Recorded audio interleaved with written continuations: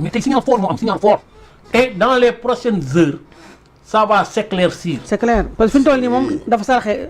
non dafa am y a des problèmes. te le problème n'est pas au sein du PASTEF c'est au sommet de l'État. merci man jaratul may wax affaire bi lii la. pare na. këfal. déedéet bàyyi yow laa bëgg nga tëj. déedéet yow laa bëgg nga tëj ana jëlal. sama nee donc de toute façon kilifa bu mag bi waxee kilifa waxee caat bay tëj. caat may tëj. caatay tëj. kon nag mi ngi noonu kon vraiment vous avez tout analysé situation la boo xam ni que il fallait s'y attendre. ci diggante ki nga xam ni mooy njiitu réew mi ak premier ministre am waaye nag jàpp naa ni opposition bi tamit. joué nañu rôle bu am importance ci ni nga xam ni noonu la réew mi di doxee ci seen njàmbur gi ñu toog jàpp ko bàyyi leen ñu doxal réew mi Doudou Coulibaly wax na ko léegi ni keneen ku mënoon tijjal réew mi en 2024 doo gouverner normalement parce que kenn du xam nu Ousmane mëneeg nu mënewul c'est clair. donc Macky Sall a bien fait de ne pas se présenter une troisième fois. Également aussi les Sénégalais li ñu def kon daal bu ñu koy peesee le pour et le contre dañuy jàpp ni kon il fallait impérativement que Pastef accède au pouvoir pour qu'enfin promesse yu rëy yi nga xam ne ñi ngi ko doon defal Sénégalais yi ñu xam lan moo ciy dëgg ak lan moo ci dul dëgg. Au bout d'un an et presque au bout de 16 mois nous connaissons à peu près lan mooy seen fort ak lan mooy seen ay faible.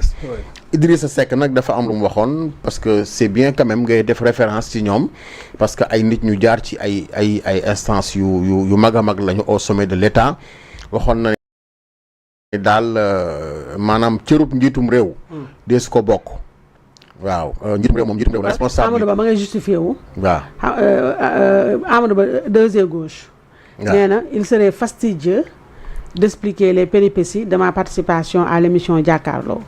Tous les militants doivent écouter le message de Ousmane Sonko et l'appliquer.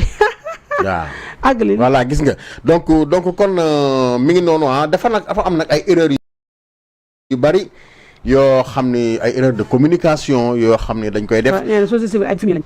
waaw xam nga déjà tey mën nañ leen traiter. waaw déjà fumier mu doon añandoog kii. voilà donc yooyu yëpp ay affaire la yoo xam ni c'est-à-dire ñoom dañuy lii Sidy Lamine Niass daan wax naan da ngay mbét sa bopp ba pare di yuuxu donc lii yëpp di arrivé nii te lii gën a jëm ci kanam comme ni ko Aïssatou waxee rek lépp di gën a leer te fi mu nekk nii ñoom kese la maanaam ñoom rek ñoom ñooy nekk di wax maintenant leneen li nga xam nag moom laay wax moo bàyyi la nga eggale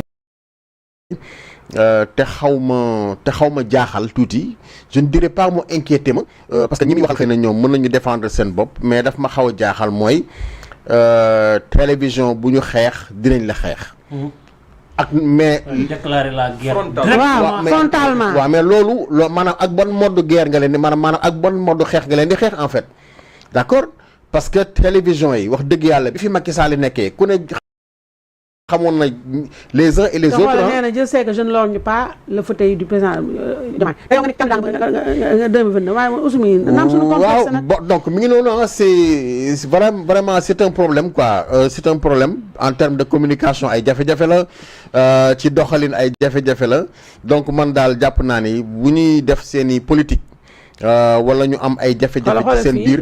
baaba de amul solo way dafa ñëwaat ci magistrat yi. nee na j'ai entendu dire que j'ai sollicité une audience avec l'UMS. Qu'est-ce que j'ai à faire à demander une audience avec eux?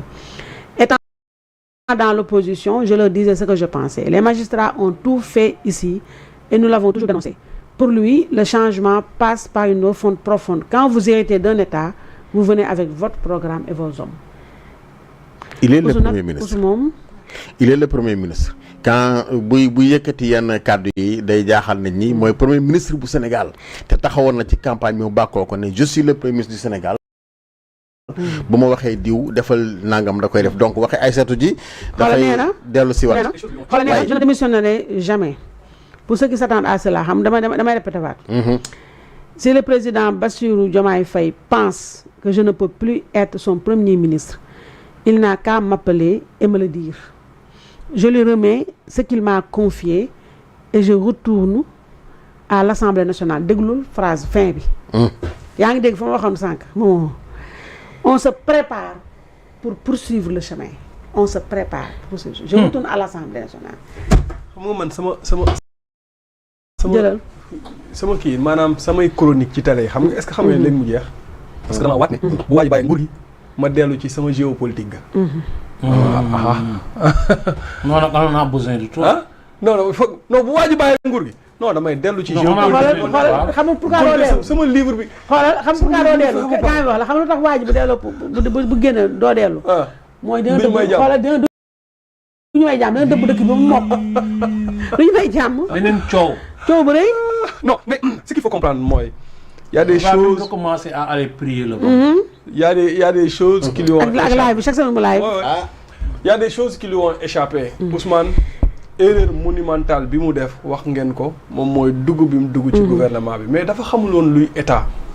et foogoon na ne état tandem la mën na ko gérer foogoon na ne état ay fauteuil la boo xamante ne ñaari nit mën nañ koo jiite. foogoon na ni état moom maanaam mën na contrôler Bassirou Diomaye Faye ba contrôler waale tout l'appareil étatique. parce que xamul woon dëgg lan mooy état. et dugg boobu mu dugg ci gouvernement bi ça lui a été fatal. et Ousmane moo nekk koo xamante ne maanaam moom du am défaite.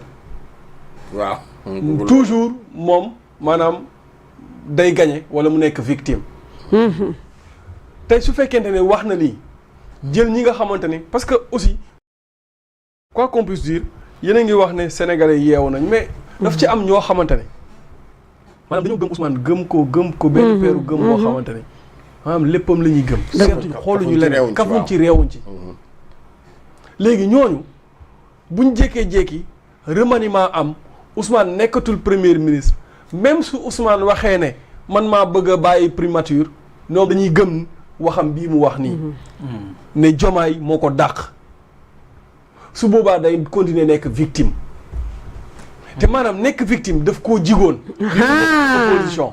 mais xamul ne mënatu koo jig parce que wax ngeen ko léegi. le mythe s'est effondré. exactement. man moo jaay Sénégalais yi Diomaye mooy Sonko mooy Diomaye. te loolu slogan bu jàll la. dëgg la de ba léegi nii nit ñi dañ koy wax naan non Diomaye mooy Sonko mooy Diomaye. slogan bu jàll la bu ancré ci biir Sénégalais yi. looloo tax ñu jàpp ne ñaar ñii ñoo mën bàyyi leen ñu jox leen. léegi nag Sénégalais yi dem nañ ba comprendre et moom yi muy def nii yëpp dafa gis ne ils vont vers l'échec te maanaam daanu bi ñu daanu moom du nërmel waale ak Diomaye. exactement. il faut mu jël Diomaye. waaye li Barthélémy naan damaa diwoo dawlin kenn du ma yóbbaale. merci beaucoup. du ko yóbbaale. léegi nag il faut mu bàyyi Diomaye daanoom moom mu taxaw fële ne lii yëpp waxoon naa leen ko bañ amee 16 mois.